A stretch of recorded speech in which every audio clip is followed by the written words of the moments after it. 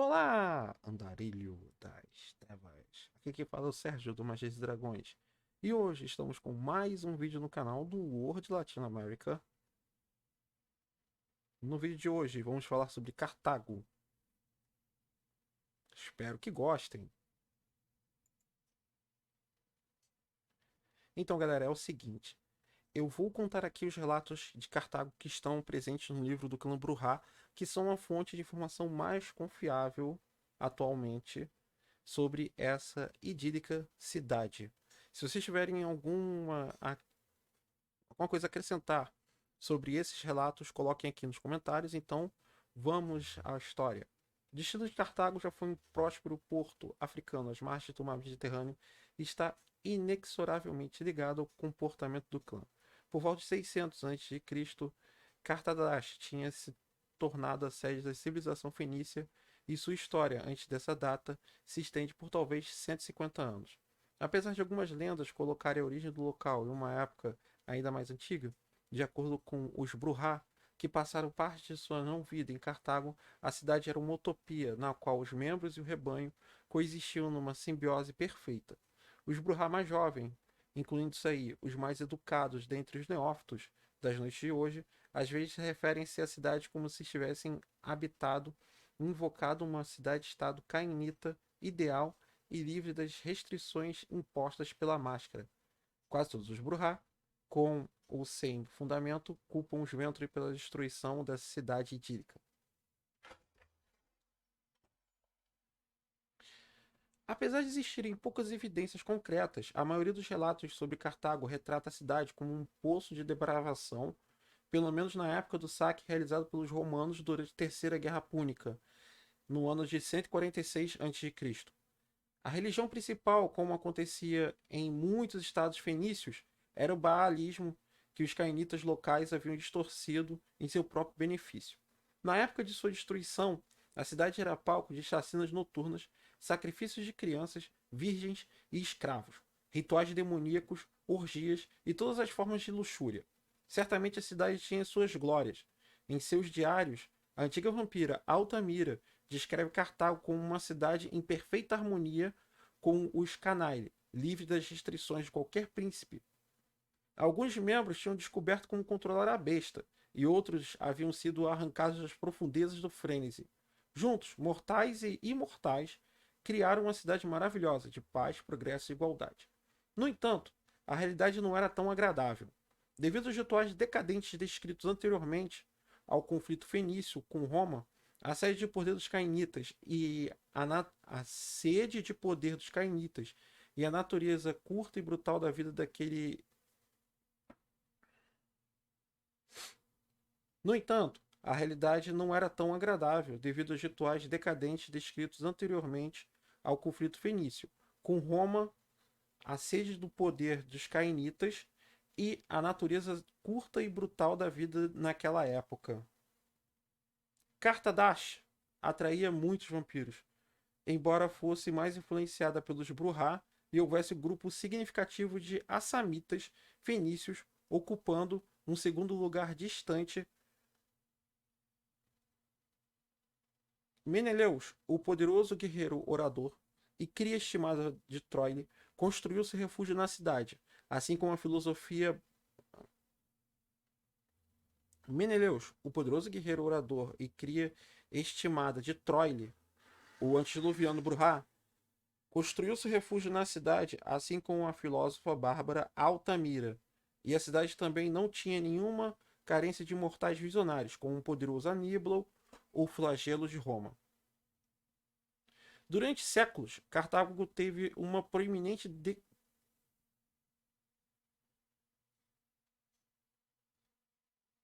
Durante séculos, Cartago teve uma proeminência degradante e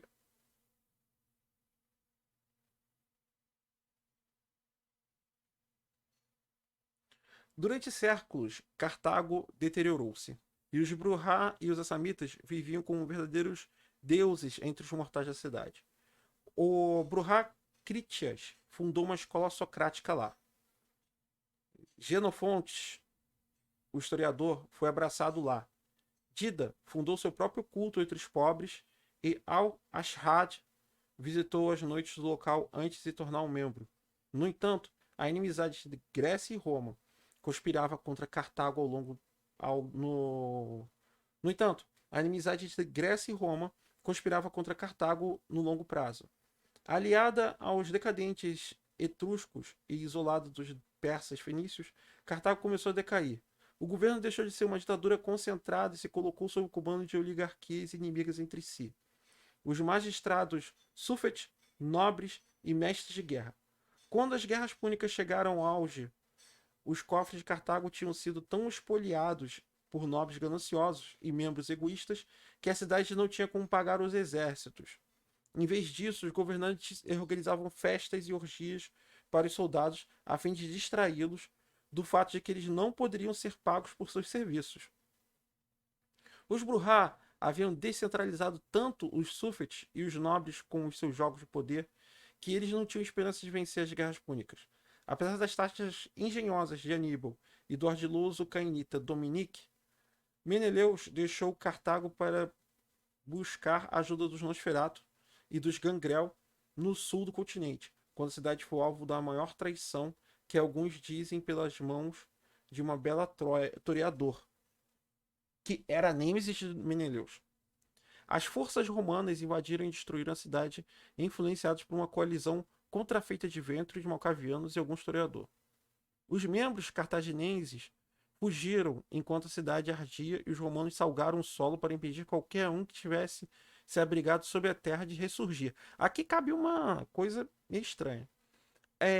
Até onde eu saiba, você jogar sal em cima de quem está debaixo da terra por metamorfose nível 3 não impede o cara de subir. Né? Se vocês têm alguma coisa para falar sobre isso, ou alguma correção, deixa aí nos comentários. Se você quer mais conteúdos como esse, não se esqueça de compartilhar e curtir este canal aqui e avisar para todos que gostam da linha Storyteller para inscrever-se no canal do Hoje Latinoamérica.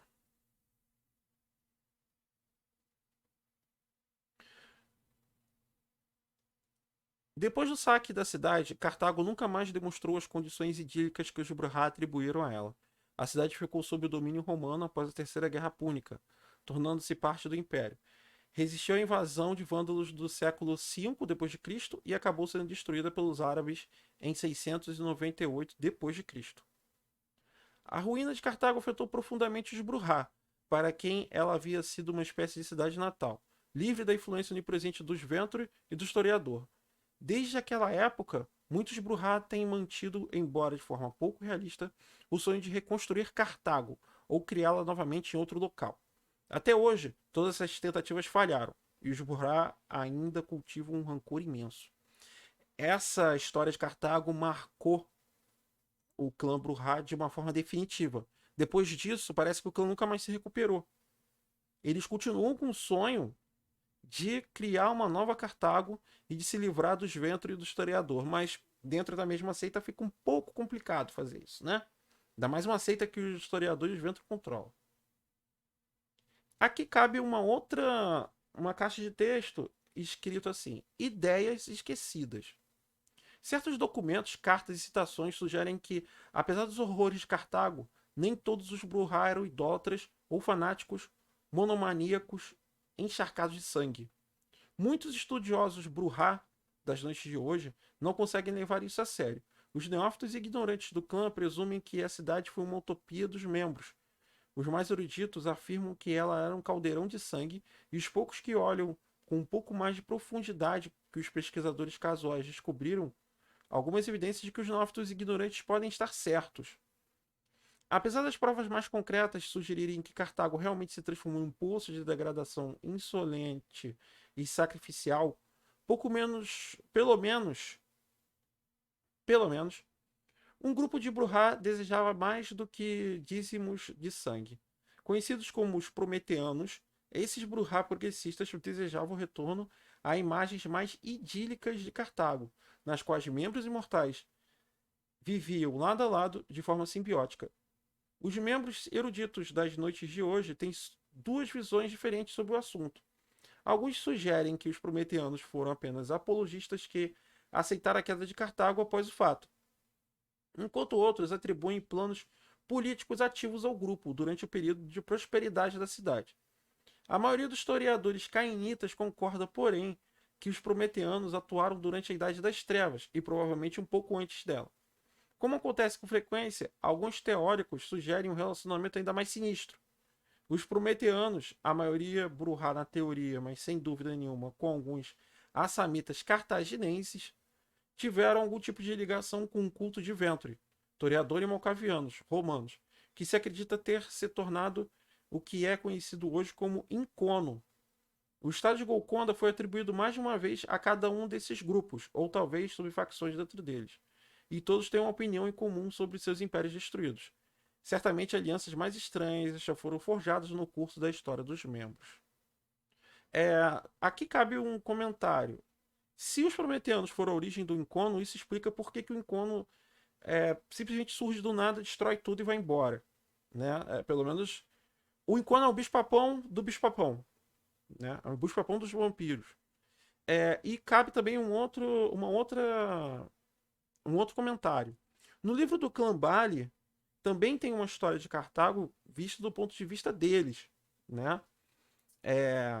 Recomendo a leitura, mas acho que não cabe aqui. Vai deixar o vídeo muito grande, vai acabar não cabendo muito aqui.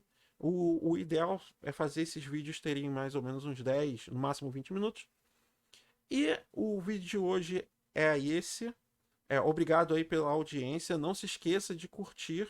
Não se esqueça de se inscrever no canal. Principalmente, inscreva-se no canal. Eu sei que eu estou sendo insistente, mas é porque muita gente assiste os vídeos e não se inscreve. Inscreva-se no canal e ajude o nosso canal a chegar logo aos 1.000 inscritos. Estamos quase lá. Estamos quase lá. Pretendemos chegar aos 700 até o final desse mês. Obrigado pela audiência. Valeu.